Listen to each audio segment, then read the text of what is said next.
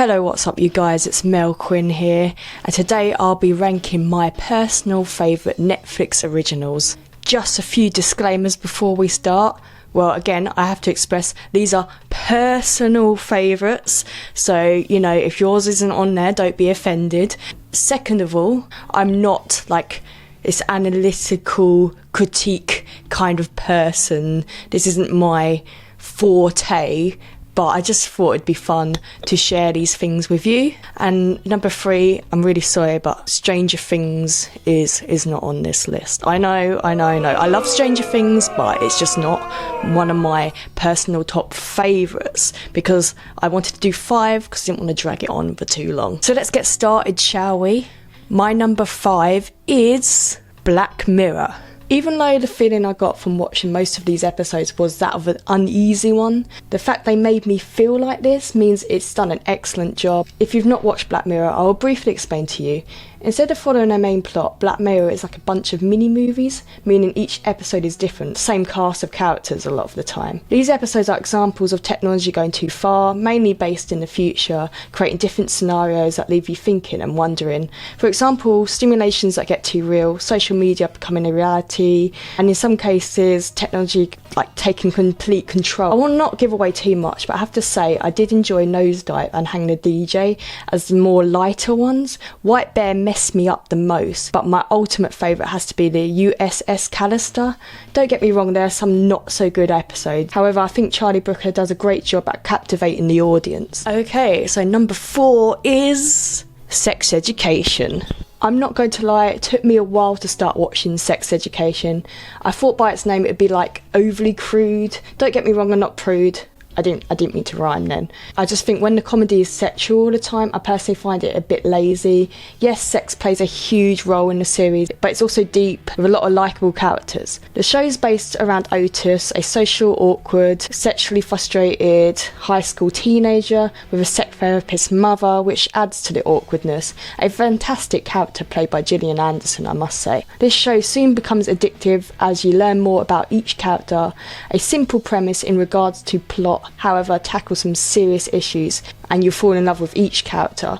It actually tackles a controversial issue I've not seen in a teen drama before, involving the character Maeve. This show could honestly help a lot of people. Watch it. My number 3 is Afterlife. I'm just a fan of Ricky Gervais through and through. I know that's somewhat controversial, I think, but have you not seen extras? Afterlife is about Tony dealing with grief from a recent death of his wife, and boy is this show going to make you cry and laugh your arse off at the same time. There are some great characters. Tony starts off being the character who has stopped caring about life, about how he comes across, who he hurts, everything. Watching him overcome the stages of grief is so wholesome at times.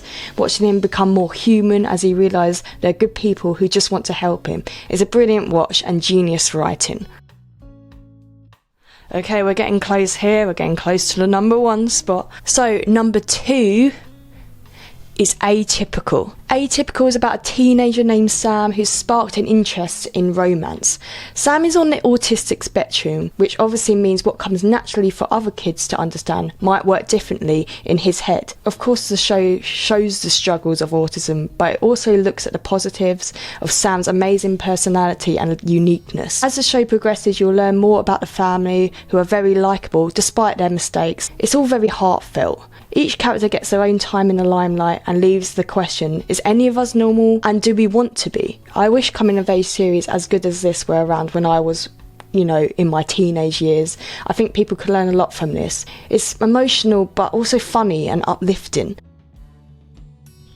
Okay, before we get to number 1, I'm going to do a little bit of a Watch Mojo thing and add some honourable mentions because there are so many of them. So obviously we've got Stranger Things. Yes, I love Stranger Things still. It just didn't make the top 5. A show called Love, which was my first Netflix original I got into. F is for Family is getting better and better with each season. Don't forget there's some great anime. If you're into anime, there's some great original animes on Netflix such as Beastars and Carol and Tuesday. Okay, this is the moment you have all been waiting for. No, you haven't. Number 1 is